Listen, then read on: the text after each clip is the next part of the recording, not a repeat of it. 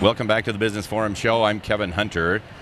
In studio with me today is Amy Nelson and Tom Siders, our mischief maker.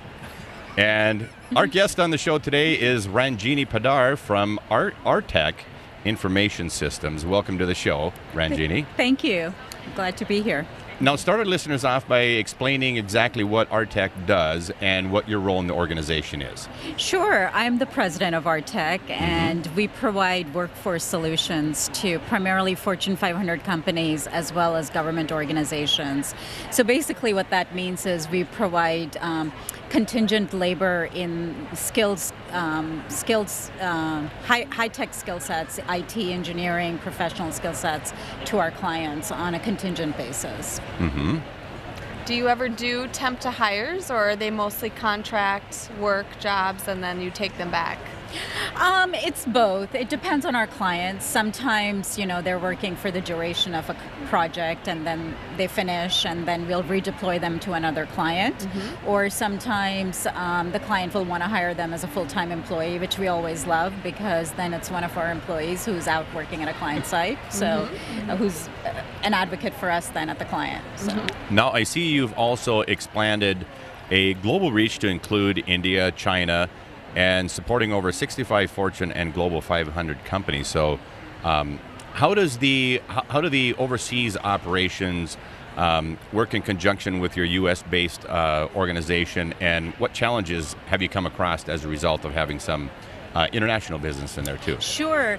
Well, Artech's now the largest WBE certified staffing company, IT staffing company in the U.S., and we're the 10th largest overall. That includes all public and privately held companies. And as we've become bigger, a lot of our clients have asked for us to work with them in other geographies because they're trying to leverage their supply base globally. Sure. So, one of the challenges that has been a result of this growth is we have teams that are dispersed across the globe and they're operating in different cultures, in different environments, and it becomes more challenging to have the same culture of client service, of commitment, all of those things that we pride ourselves on across the whole enterprise.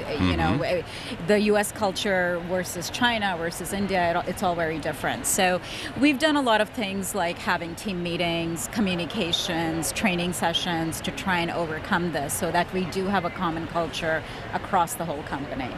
So how did you come to join Artech? Did you kind of grow up in the organization, or did you join them at a later stage? I actually co-founded the company, so I started the company off. I'm an attorney by training, so left and worked at a law firm for a few years and then came back full time. It's funny because we just interviewed an attorney who didn't want to admit she was an attorney. And you weren't embarrassed at all. Right? No, it was great. I worked in corporate mergers and acquisitions, and I think it trained me well to think a little differently. So the ideal client for you is a large company who maybe is thinking about implementing a new ERP system worldwide, and they need people, boots on the ground, because everybody that works for their company has a day job, and you're supplementing their workforce? We are supplementing their workforce, and really our ideal client is a large user of IT services. So our clients typically have their regular full-time employees, but then they have contingent staff that fill in for projects. They all have headcount restrictions, so maybe they're not able to hire all the full-time staff that they need, or maybe it's just part of their culture that they will have some combination of regulars and contingent workforce. Sure. And so we provide the best contingent talent that's a fit for their needs. Right. And worldwide, hiring people in other countries, Kevin, you can't hire somebody just for a temporary job. You create some contractual agreements. So you provide that temporary workforce, particularly overseas, where people don't have to have full-time employees for a project. So I can see a real need on... Well, we had discussion not long ago with a gentleman who was talking about an organization hiring people overseas and then finding out after the fact they just couldn't get rid of these people. And so in part because of the laws and whatnot in the country they had hired these people in. And so I can't even imagine what all you have to know about the differences in laws, in culture, et cetera, in order to place the right kind of people in an organization that is dealing with the international market. It's very different and a very different challenge because depending on the country you're operating in, there are local labor laws, there's Foreign Corrupt Practices Act that comes into play, being a U.S. company.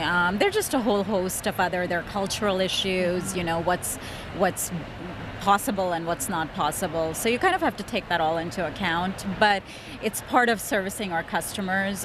They want us to work with them in as many countries as possible, and we want to be the go-to supplier of choice for our customers. So that's part of the service we're providing.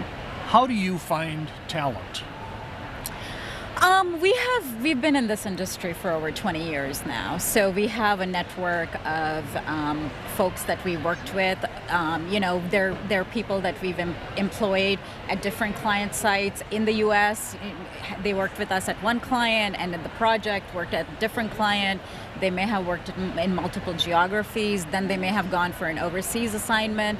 So it's really having a database of people that we worked with repeatedly, as well as adding new people to that workforce. And it's the credibility that we have in terms of our clients, in terms of how we treat our people, all of that. I mean, we want to be the employer of choice as well as the supplier of choice.